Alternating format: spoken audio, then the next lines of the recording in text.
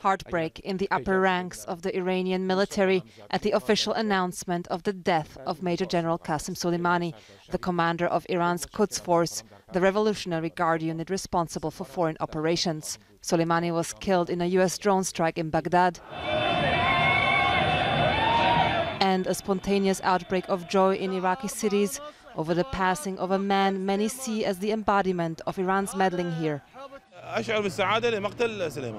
feel happy about killing Soleimani. The reason is because of his foreign interference in Iraq. Would you accept that I'd intervene in another family's issues? Everything has boundaries. In the early hours of Friday morning, shortly after arriving at Baghdad International Airport, a US strike targeted a convoy of Soleimani and his close ally, Abu Mahdi al-Muhandis, the deputy head of the Iraqi Popular Mobilization Forces, an Iranian-backed paramilitary group. Other members of the group were also killed.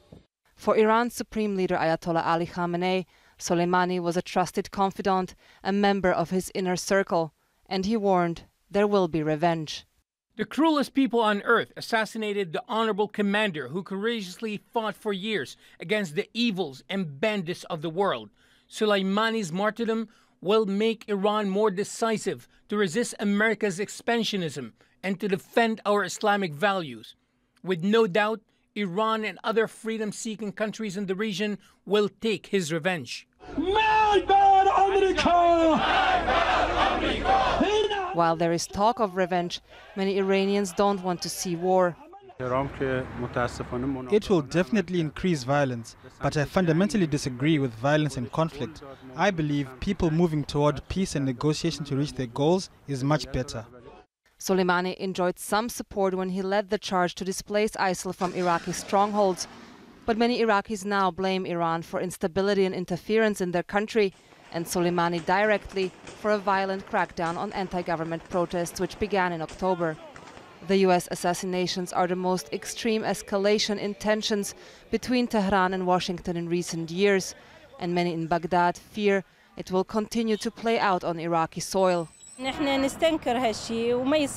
We condemn this. It's unacceptable for something like this to be happening in our country. It's between America and Iran, and in the end, we will be hurt. Our situation is already not stable. Many Iraqis oppose Iranian and American interventions alike. Earlier this week, Muhandis himself led a crowd of Popular Mobilization Forces supporters as they attacked and besieged the US embassy in Baghdad.